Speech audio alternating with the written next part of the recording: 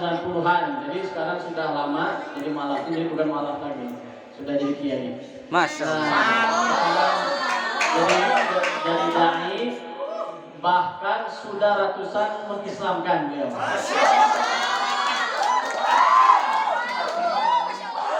Beliau punya pesantren di Gadok Puncak khusus mualaf, gratis full.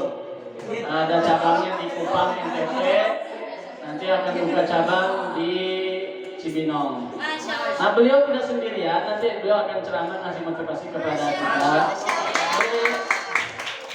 Beliau juga membawa sahabatnya, dua sahabatnya, satu Ustaz Dikro.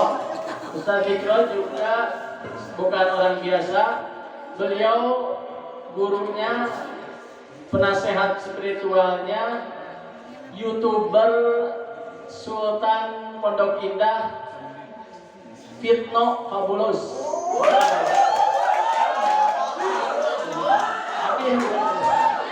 Ada di YouTube ada Fitno Fabulous ya, yang pernah disumbingkan ke Raffi Ahmad. Ini beliau tukang ini. Nah, kemudian satu lagi sahabat beliau, Bapak Haji Aulia Al-Aceh, dari seorang pengusaha di Jakarta. Jadi ketiga tamu kita ini orang-orang luar biasa dan nanti akan memberikan ilmu, motivasi dan pengalaman kepada kita supaya, dan beliau juga walaupun beliau sukses di Jakarta, beliau dulu juga berpayah-payah belajar di pesantren dan di sekolah. Jadi semangatlah santri pelajar untuk nanti menggapai kesuksesan ini. Untuk membersihkan waktu silakan para tamu yang agung ini ke panggung.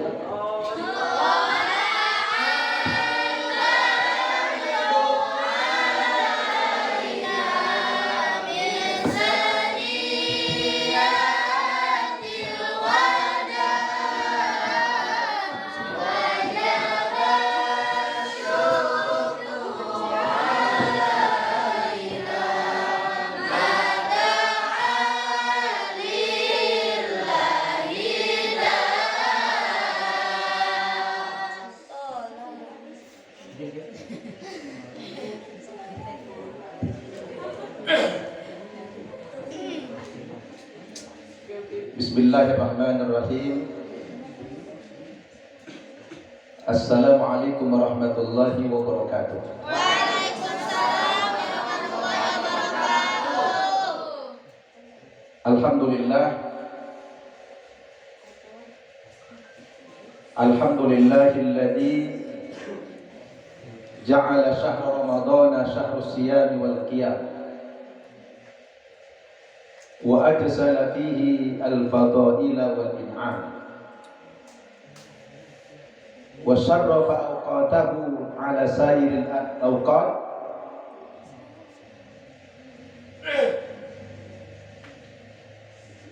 wa faddala ayyamahu ala sairil ayyam. Ahmaduhu subhanahu wa ashkuruh ala ihsanihi al-'am wa ashkuruhu ala at-tawfiq lil-iman wal-islam wa ashhadu an la ilaha illallah wahdahu la syarika lah syahadata man qala rabbi Allahu thumma istaqam wa ashhadu anna Muhammadan abduhu wa rasuluh afdalu man shalla wa sham. Allahumma salli wa sallim ala sayyidina Muhammad wa ala alihi wa ashabihi al-kiram, amma ba'd. Qala Allah subhanahu wa ta'ala fil Qur'anil Karim, a'udzu billahi minasy syaithanir rajim. Syahru Ramadan alladzi unzila fihi al-Qur'an hudan lin-nasi wa bayyinatin minal huda wal furqan. Shadaqallahul 'azim. Yang sama-sama kita muliakan guru kita, pengasuh pesantren apa namanya? Majelis Qurra wal Huffaz Kiai Haji Dadan Muhammad beserta Umi, benar? Kok diteriakin? Masya Allah. Yang kita muliakan Kiai Deden, sarjana agama. Masya Allah. Sarjana agama, sarjana pendidikan. Guru saya Ustadz Faidal Zikro, sarjana hukum. Dan sahabat saya beliau ini adalah pengusaha.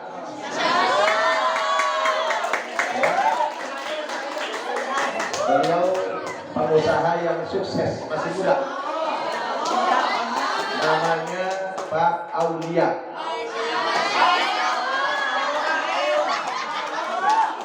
Adik-adikku sekalian, para tulab wa tholibat, para santriwan dan santriwati Ma'had Majelis Al-Qurra wal Huffaz rahimakumullah.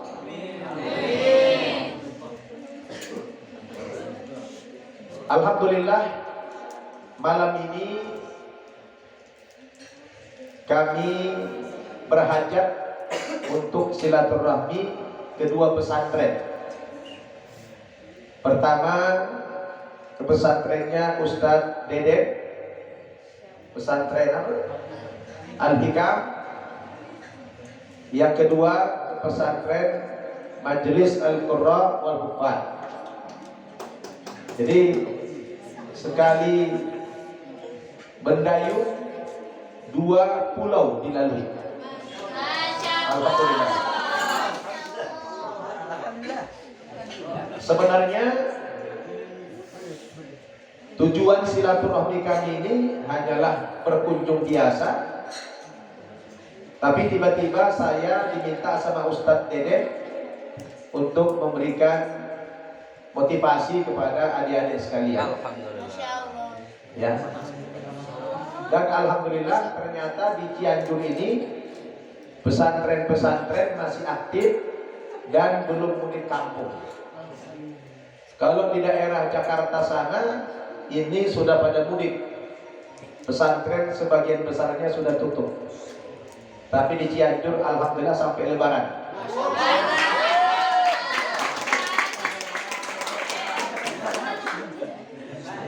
Mudah-mudahan para tulabul ilm, para penuntut ilmu di pesantren ini diberikan ketabahan, kesabaran, sehingga apa yang dicita-citakan dapat terkabul, menjadi seorang hafid dan hafidhah.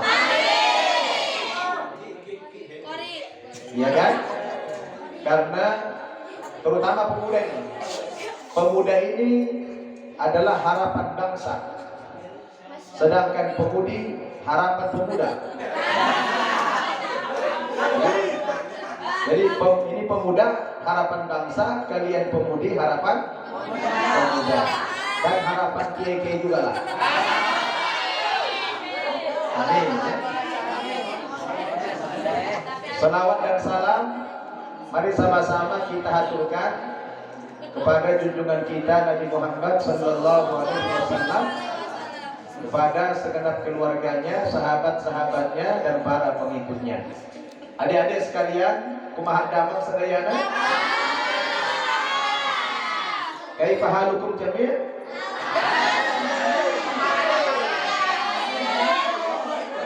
Hal huna muhadatsah bil lugha arabiyyah la? Nah, bil lugha sundawiyah.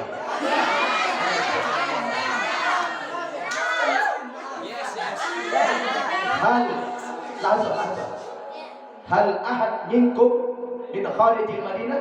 Amin, amin. Masya Allah. Apakah ada di antara kalian ini yang dari luar kota? Berapa orang? Dari mana? Paling jauh dari mana? Riau. Riau di mananya?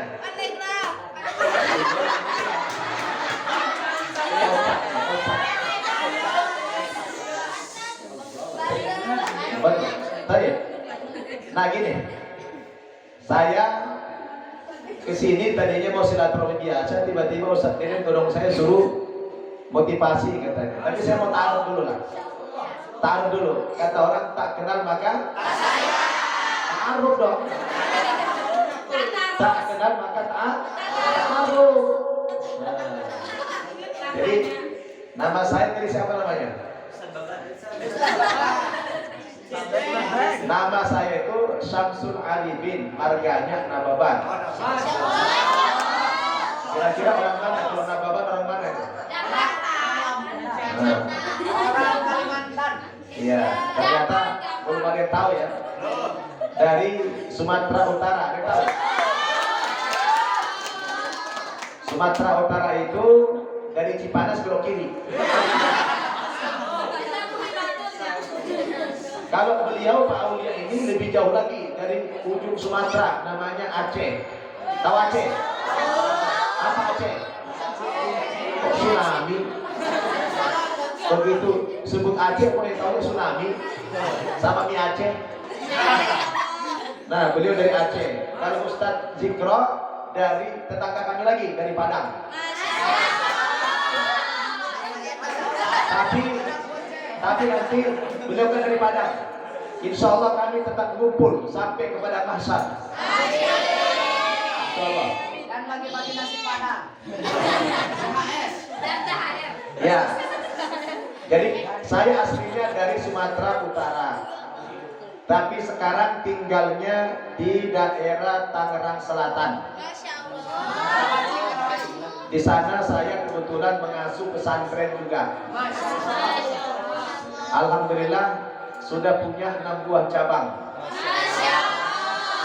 Pesantrennya tapi tidak seperti ini. Pesantren kita khusus mu'allaf saja. Santrinya orang-orang yang baru pindah agama, orang yang baru memeluk Islam. Alhamdulillah. Dan ada satu cabang kita terdekat dari Cianjur, di daerah Gadok, Ciawi, Bogor. Terdekat. Alhamdulillah. Insya Allah nanti habis lebaran akan dimasukkan para santri mu'allaf. Alhamdulillah. Nah, kalau status keluarga, alhamdulillah, istri 4 orang, anaknya, ya. Istri 4 orang apa? Anaknya 4 orang. Alhamdulillah. Saya ini termasuk pembela kaum hawa. Saya kalau ditanya Ustaz, bagaimana sikap terhadap wanita? Saya bilang saya pembela wanita. Bagaimana? Saya bilang laki-laki tidak boleh punya istri banyak, cukup 1 aja. Ya.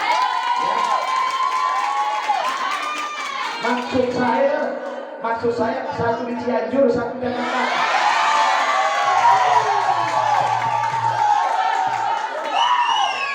Ya, setuju nggak?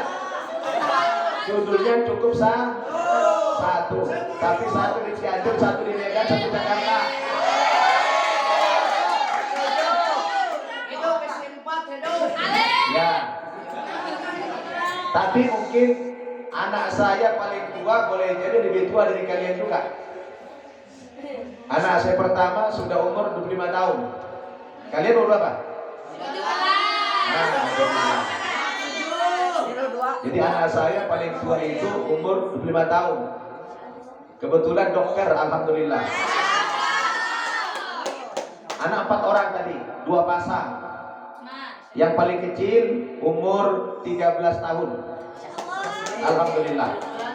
Kalau Pak Aulia masih muda-muda, ya, masih muda. Istri baru 1 juga. Iya.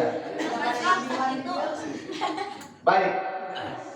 Kegiatan saya sehari-hari di samping mengasuh pesantren, saya menjadi simatupang.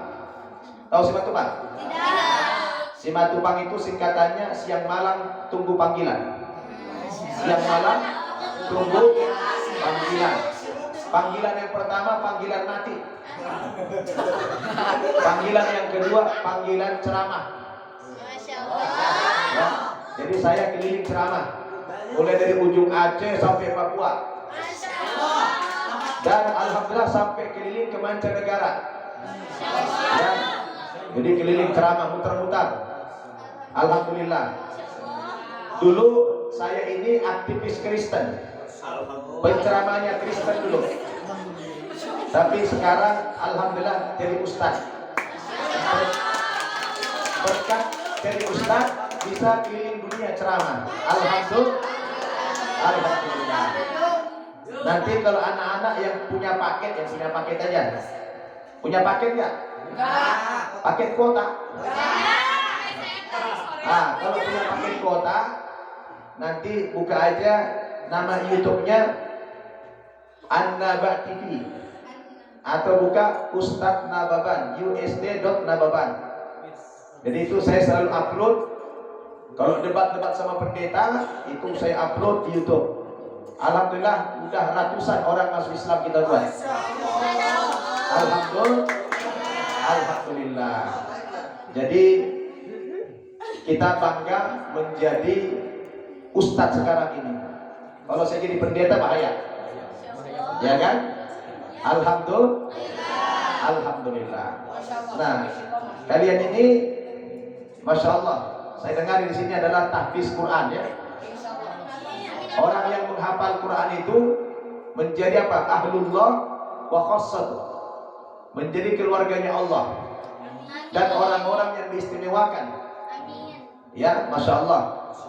Saya lihat wajah-wajah kalian ini bersinar-sinar semua ini. Terutama yang di bawah sinar lampu ini. Luar biasa cahayanya. Alhamdulillah. Alhamdulillah. Karena orang yang ahli Quran itu subhanallah. Kata Nabi apa? Al-Quranu wasyiyamu yasfa'ani yaumal qiyamah. Al-Quran dan puasa itu nanti menjadi syafaat di hari kiamat. Makanya kalau orang ahli Quran itu beda. Dan masa depannya orang yang ahli Quran itu cerah. Cerah.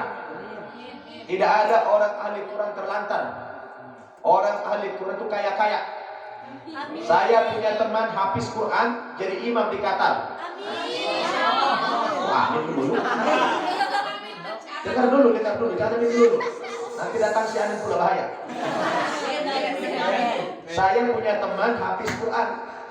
Sekarang jadi imam di Qatar, di Arab. Baru berapa tahun jadi imam, dia sudah punya rumah gede di Jakarta. Kenapa? Gajinya ratusan juta. Kendaraannya mewah. Saya pernah diundang ceramah ke Qatar 2 tahun lalu. Mobilnya mewah-mewah.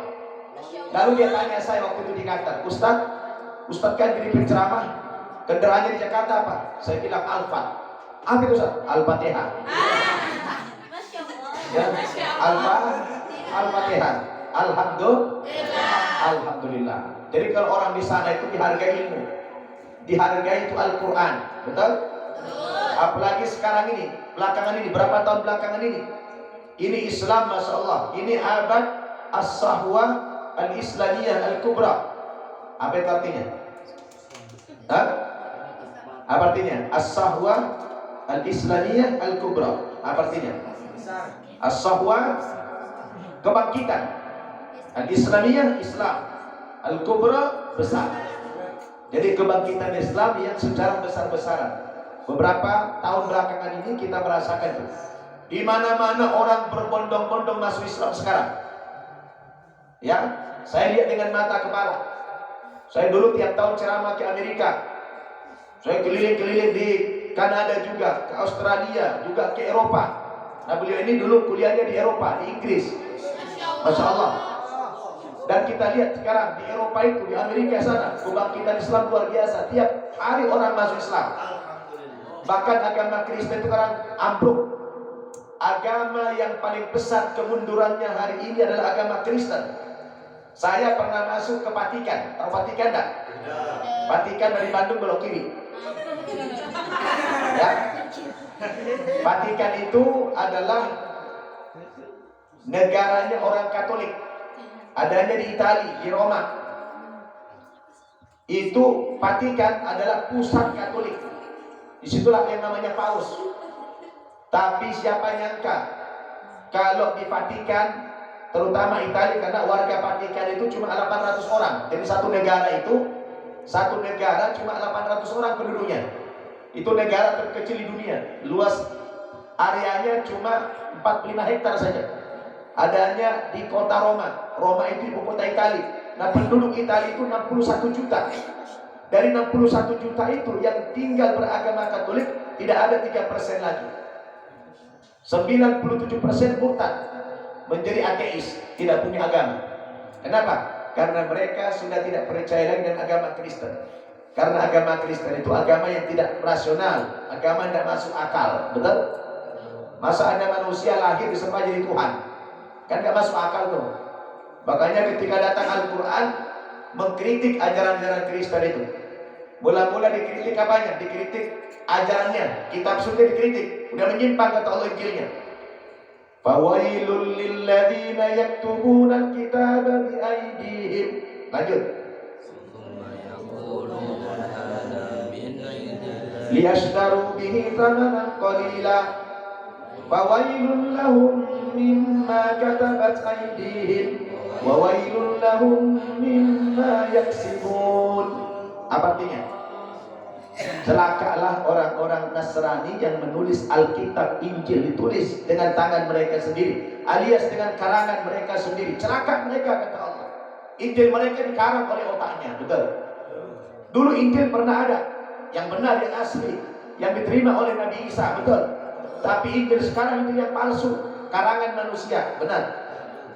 Maka ditegaskan dalam surat Al-Imran itu, wa inna minhum la fariqan yal'una alsinatahum bil kitab. Lanjut.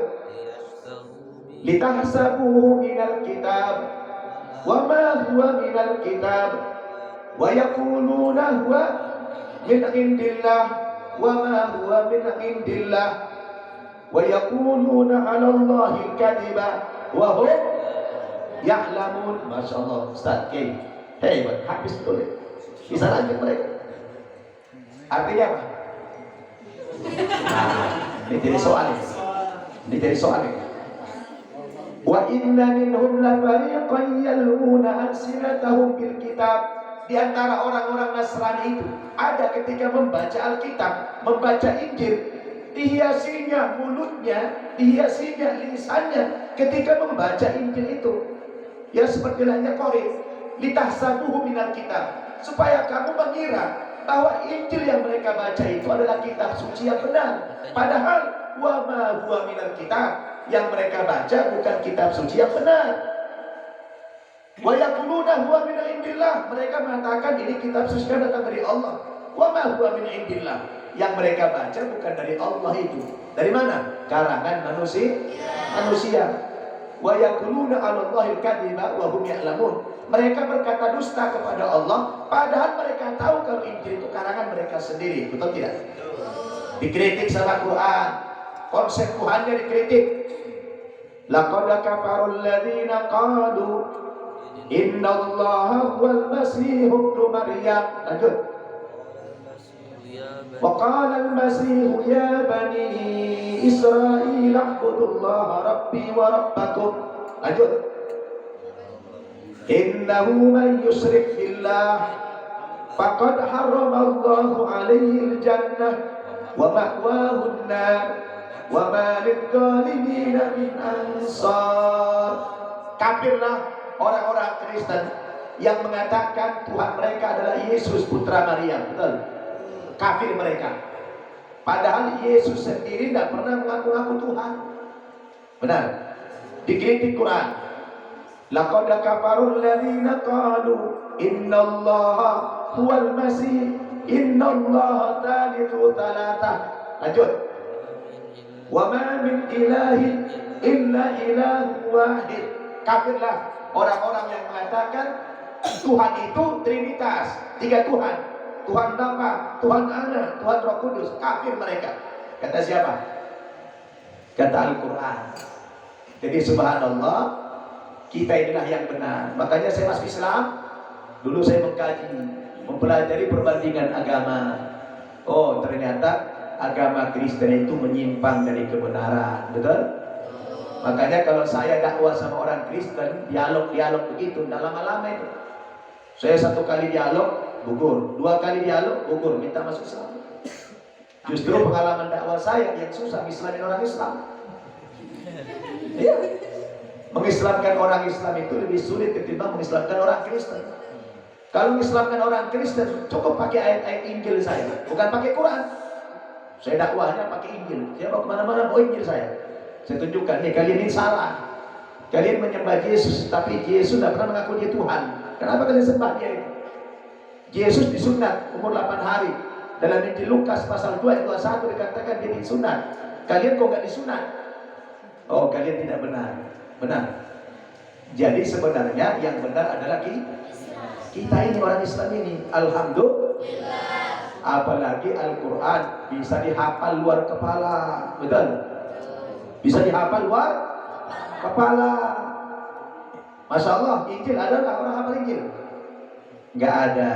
Tapi kalau Quran dijamin sama Allah, walaqad yassarnal Qur'ana lidzikr fahal min mudzakir. Sungguh telah Allah mudahkan Al-Quran dihafal, dimudahkan Quran dipelajari. Mau tidak kalian menghafal Quran? Mau tidak kalian mempelajari Quran itu? Mudah. Maka ini kita di bulan Ramadan, saya berada di satu majelis pesantren Ma'had Al-Qurra wal Huffaz. Masya Allah. Al-Qurra ini adalah para pembaca Quran, Al-Huffaz adalah para penghafal Al-Quran. Subhanallah. Ini kawan saya, pengusaha kita ini. Beliau ini dibilang sama saya, Ustaz, saya ini pengen kali dapat seorang hafizah. Saya bilang kalau gitu saya harus bawa ke tempatnya Kiai Dadang. Ya? Takbir. Kenapa? Karena kemarin Ustaz Abdul Somad dapat hafizah. Gara-gara itu beliau langsung kambuh penyakitnya.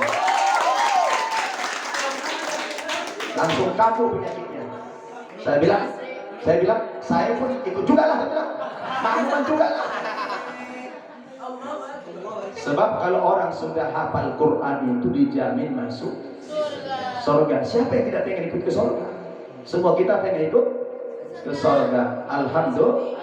Alhamdulillah. Orang yang hafal Quran itu, masya Allah, derajatnya diangkat oleh Allah nanti di akhirat. Betul? Makanya siapa saja anak-anak, adik-adik, kalau sudah berhubungan dengan Al-Quran itu pasti mulia. Benar kan? Malaikat Jibril ditugaskan oleh Allah membawa Al-Quran dari Lauhil Mahfuz ke langit dunia ini. Ya, maka derajat malaikat Jibril itu naik.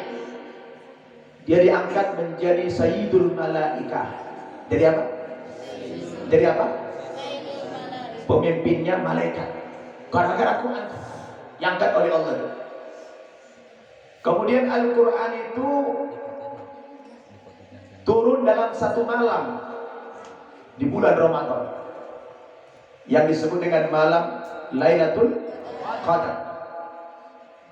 Karena Quran turun di malam itu, maka nilai satu malam itu, adik-adik, khairun min alfi syahr, lebih baik daripada 1000 bulan. Apa bedanya dengan malam-malam lain?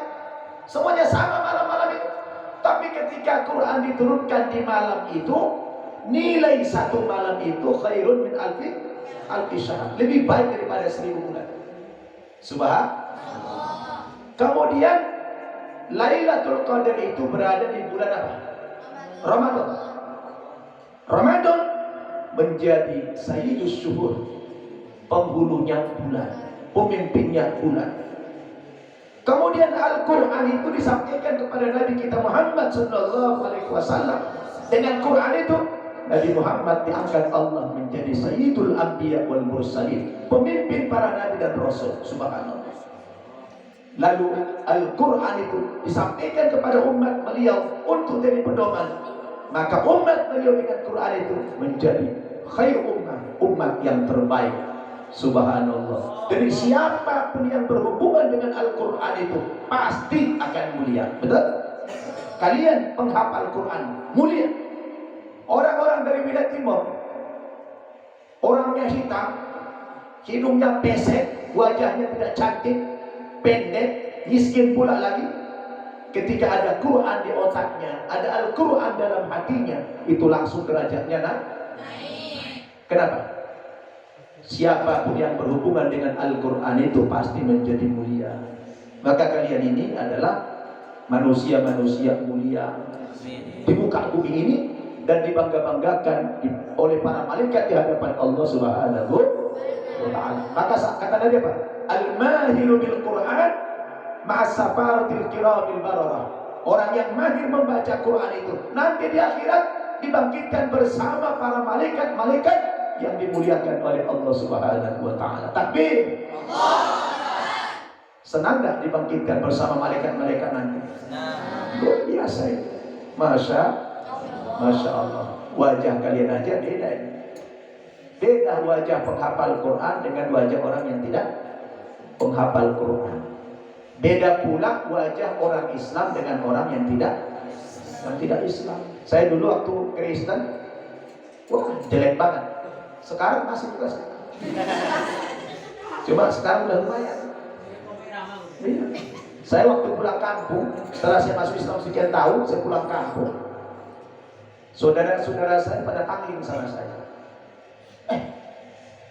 Kau sejak masuk Islam ini berubah kali mukamu sekarang, katanya. Kau sekarang kok mirip Roma Irama, katanya. Saya katanya mirip Roma Irama, tapi saya bilang Roma Irama yang mirip saya. Kenapa wajah orang yang kalau sudah pindah agama itu beda? Karena kalau dia sudah sering berwudu, kemudian sholat, ada kata Allah Pak, simahum fi wujuhihim min atharis sujud.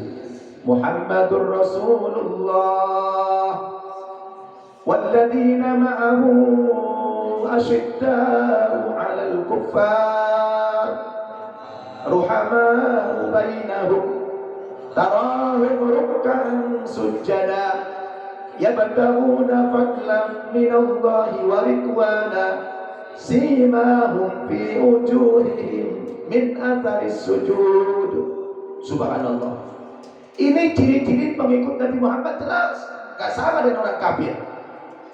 Salah satunya apa? Ciri umat Muhammad itu simahum fi wujuhihim min atharis sujud. Di wajah mereka itu ada tampak bekas-bekas sujud.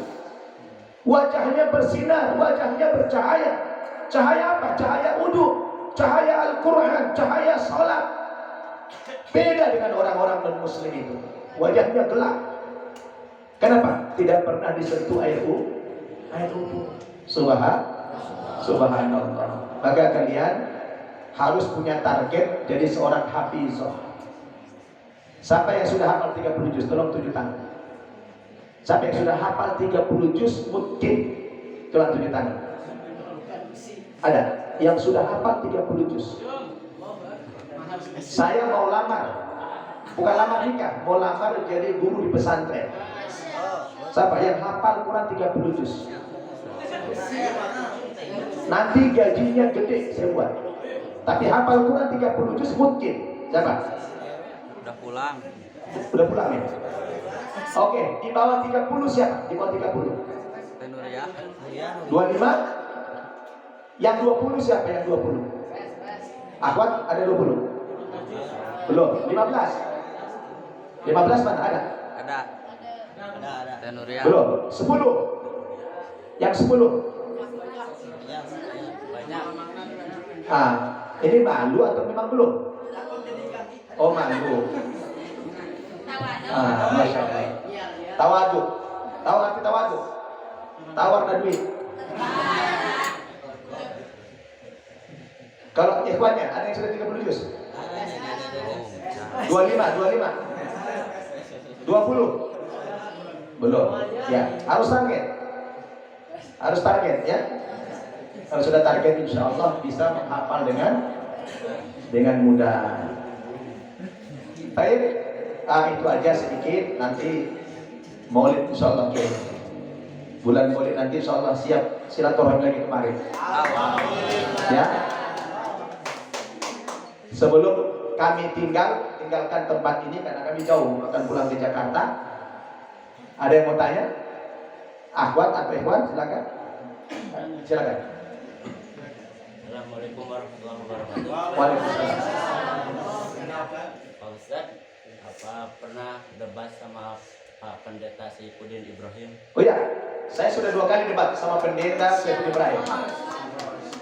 Pendeta Saifuddin Ibrahim itu orang Bina, orang dari Mataram, orang dari NTB.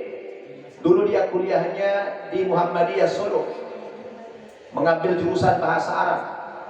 Kemudian menjadi dosen di pesantren Az-Zaitun Indramayu. Sekitar 8 tahun atau 10 tahun yang lalu dia murtad menjadi pendeta yang sangat kondang hari ini. Saya sudah 2 kali debat sama dia. Asal debat sama dia mau main piting aja. Karena badannya gede, dia gini tinggi. Saya sampai lehernya aja nih. Kalau berdiri tinggi banget. Asal debat sama dia, saya mau dipiting sama dia. Orangnya temperamental. Tapi anaknya 3 orang militan semua. Anaknya militan semua. Dan nama-nama anaknya itu nama-nama tokoh Islam dulu. Muammar Gaddafi, Saddam Hussein, Khomeini. Oh, itu nama-nama anaknya. Diajak murtad, nggak mau. Istrinya ajak murtad, nggak mau. Jadi Saifuddin Ibrahim itu orang yang murtad. Sekarang wajahnya hitam banget. Kenapa? Dicabut Allah cahayanya. Karena sudah dolun mudillun, sesat dan menyesatkan, ya kan? Orang yang murtad apa? Apa kata dalam ayat Al-Quran itu? Apa sanksinya orang murtad? Wa may yartadid minkum 'an dinihi fayamut wa huwa kafir fa ulaika habitat a'maluhum fid dunya wal akhirah wa ulaika ashabun nar hum fiha khalidun. Siapa yang murtad dari agama Islam ini kemudian mati, wa huwa kafir, matinya mati kafir. Orang kalau sudah matinya kafir, faulaika habitat a'maluhum fid dunya wal akhirah. Semua amal-amal kebaikan yang pernah dia persembahkan dulu di waktu Islam itu dihapus sama Allah, didelete sama Allah. Wa ulaika ashabun nar, mereka menjadi penduduk neraka. Berapa lama?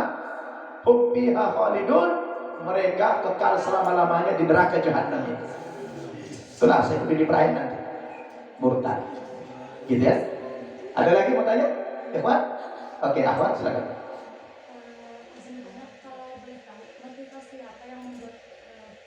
Pindah agama. Saya niat pindah agama bukan karena mau kawin dulu dah. Tidak karena mimpi, bukan pula karena materi dah. Saya pindah agama itu karena banyak belajar perbandingan agama. Awalnya dulu dari orang murtad. Tahun 80-an kalian belum dicetak nih. Ya, belum dicetak kalian. Masih ngawang-ngawang di alam ruh. Tahun 80-an ada orang yang murtad, tokoh Islam namanya Hamdan Amri dari Yusuf Roni. Murtad. Menjadi pendeta. Begitu dia jadi pendeta, membuat majalah namanya Sinar Kasih. Isi majalah ini memuat ayat-ayat Quran dan hadis Nabi yang ditafsirkan seenak kudirnya dewe, kata orang Jawa. Seenak perutnya saja. Nah, saya sebagai orang Kristen masa itu mendengarkan pidato-pidato pendeta ini pakai bahasa Quran, pakai bahasa hadis, saya kagum. Kenapa? Karena saya orang Kristen, nggak tahu. Pokoknya dengar bahasa Arab pakai aja. Benar apa tidak nggak tahu saya.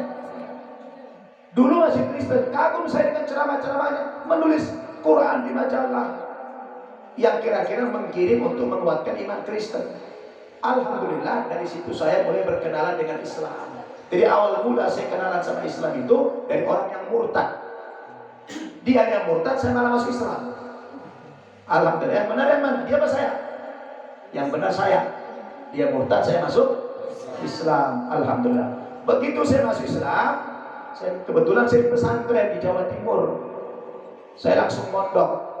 Begitu mondok, mondoknya gratis, tapi makannya cari sendiri. Akhirnya saya tiap pagi habis subuh kemana apa saya kerjakan? Saya pergi ngarit rumput. Tahu ngarit rumput? Ambil rumput ke kebun kopi. 10 kilo minimal perjalanan. Habis subuh pergi dipikul. Saya pikul tuh jalan kaki. Ya, satu pikul depan belakang berapa? 1.000 rupiah.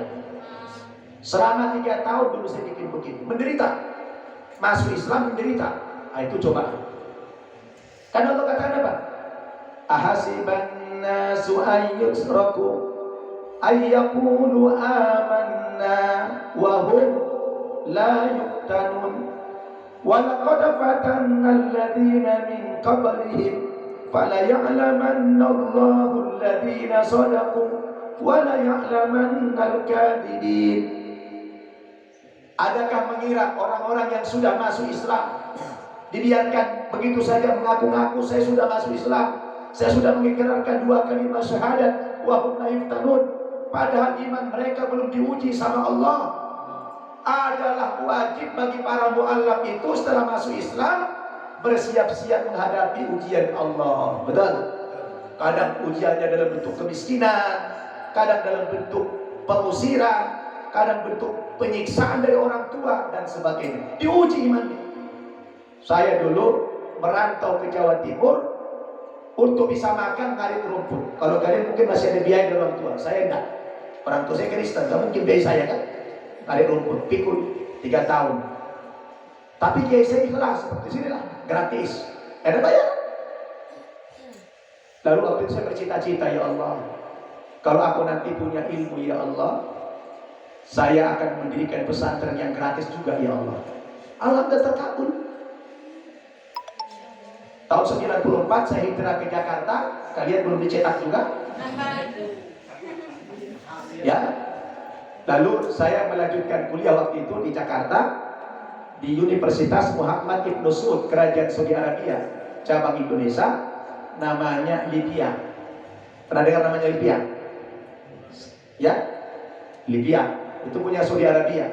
Jadi kuliahnya berbahasa Arab karena dosennya orang Arab semua. Saya kuliah di sana. Alhamdulillah, begitu saya selesai, saya mendirikan pesantren mu'allaf itu. Mendirikan pesantren mu'allaf, An-Naba Center Indonesia namanya. Kalian boleh buka di YouTube, itu banyak saya upload orang-orang yang masuk Islam, saya islamkan, itu saya siarkan di YouTube. Nah, kami sekarang lagi bangun lagi pesantren baru, cabang kami yang ke-6 di Gadok sama beliau ini, di atas lahan 1,2 hektar. Insya Allah habis lebaran ini sudah masuk santri baru mu'allaf, jumlahnya kurang lebih nanti bisa nampung 100 orang dari target 700 orang. Sedang pembangunan masih. Doakan ya. Doakan mustajab insya Allah ya. Jadi itulah alasan saya kenapa masuk Islam, belajar perbandingan agama. Jadi kalau orang Kristen belajar perbandingan agama, pasti mereka akan tahu bahwa yang benar hanyalah Islam. Kenapa Kristen itu tidak masuk akal aja? Bagaimana Tuhan disalib? Yesus yang nyata-nyata lahir, makan, minum. Masa Tuhan makan, minum? Masa Tuhan ngobrol sama manusia? Tuhan jalan-jalan sama manusia dan masuk akal kan? Saya udah 2 kali masuk ke tempat kelahiran Yesus di Yerusalem. Dan saya sudah naik ke bukit Golgata di Yerusalem itu. Saya naik ke bukit Golgata. Saya tanya itu orang-orang Kristen Arab, apa benar dulu di sini Yesus salib? Dia bilang, tidak terlalu meyakinkan katanya. Ragu dia. Orang Kristen aja ragu. Makanya sekarang di negara-negara barat, orang-orang Kristen itu pada bubar, menjadi ateis, agnostik, ya. Mereka tinggalkan agama Kristen. Sebagian mereka masuk Islam. Karena masih banyak media yang memberitakan Islam ini jelek, teroris, kriminal, radikal, orang takut masuk Islam. Betul? Karena media mempelintir.